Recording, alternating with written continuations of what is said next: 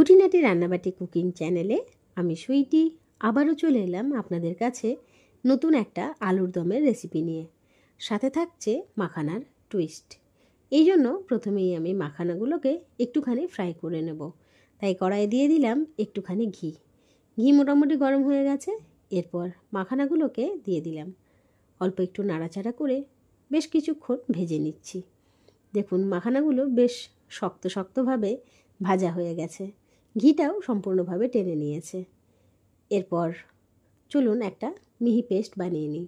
একদম নিরামিষ রান্নাবান্না করব, সেই জন্য প্রথমেই দিয়ে দিচ্ছি টমেটো, আদা এবং কাঁচা লঙ্কা। এরপর একটা মিহি পেস্ট বানানো কমপ্লিট। চলুন আবার সেই রান্নাতে ফিরে যাই। কড়াই মোটামুটি গরমই আছে, তাই তাতে দিয়ে দিলাম অল্প একটু সর্ষের তেল। ফোড়ন হিসেবে এখানে দিচ্ছি গরম মশলা এবং অল্প চেরা কাঁচা লঙ্কা। সাথে দিয়ে দিলাম অল্প একটু গোটা জিরে। এবার একটু নাড়াচাড়া করে ফোড়নটা মোটামুটি ভাজা ভাজা হয়ে এলে দিয়ে দিচ্ছি আলু। এখানে আলুটাকে আমি ওই আলু পোস্তর আলুর মতনই ছোট্ট ছোট্ট করে কেটেছি। এখানে কিন্তু সেদ্ধ আলু দিইনি, তাই আলুর কাটিংটা একদম ছোট্ট ছোট্ট করেছি। আর সাথে সাথেই দিয়ে দিচ্ছি স্বাদ মতো লবণ এবং একটু হলুদ গুঁড়ো। এবার নাড়াচাড়া করে আলুটা বেশ কিছুক্ষণ ধরে কষিয়ে নেব। মাঝখানে দিয়ে দিলাম একটু ঢাকা চাপা, যাতে খুব জলদির মধ্যেই আলুটা বেশ সেদ্ধ হয়ে যায়। ঢাকা চাপা দেওয়ার ফলে আলুটা মোটামুটি অর্ধেক সেদ্ধ হয়ে গেছে, বাকি অর্ধেকটা মশলা কষতে কষতেই হয়ে যাবে। চলুন এবার মশলাটা দিয়ে দিই। যে বাটা মশলাটা বানিয়েছিলাম সেটাকে মোটামুটি 4 চামচের মতো দিয়ে দিলাম।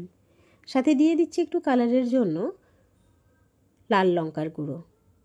আবারও একটু নাড়াচাড়া করে সুন্দরভাবে সমস্ত আলুটাকে কষিয়ে নিচ্ছি। দেখুন কি সুন্দরভাবে মশলাটা কষানো হয়ে গেছে। এরপর আলুটা যাতে ভালোভাবে সেদ্ধ হয়ে যায় তাই দিয়ে দিলাম অল্প একটু জল। আবারও ঢাকা চাপা দিয়ে দিচ্ছি, যাতে চটজলদি রান্নাটা কমপ্লিট হয়ে যায়। ঢাকা খুলে দেখে নিলাম মোটামুটি আলুটা সেদ্ধ হয়ে এসেছে, তাই জল একটুখানি থাকা অবস্থাতেই দিয়ে দিলাম ভেজে রাখা মাখানাগুলো। আবার একটু নাড়াচাড়া করে আর ঢাকা দেব না। এরপর মাঝে মধ্যেই নাড়িয়ে নাড়িয়ে পুরো আলুটাকে একটু একটু মাখা মাখা করে নেব। বাস কমপ্লিট প্রায় রান্না। এবার একটুখানি জলটা কমার অপেক্ষা। সবশেষে দিয়ে দিলাম একটুখানি কেটে রাখা ধনেপাতা। দেখুন কি সুন্দর লাগছে না? এই নিরামিষ রান্নাটা রুটি অথবা ভাতের সঙ্গে বেশ ভালো লাগে। অতি অবশ্যই বাড়িতে কিন্তু ট্রাই করে দেখবেন। সুন্দর সুন্দর রান্নার ভিডিওস দেখার জন্য অতি অবশ্যই আমাদের চ্যানেল খুঁটিনাটি রান্নাবাটিকে সাবস্ক্রাইব করতে ভুলবেন না।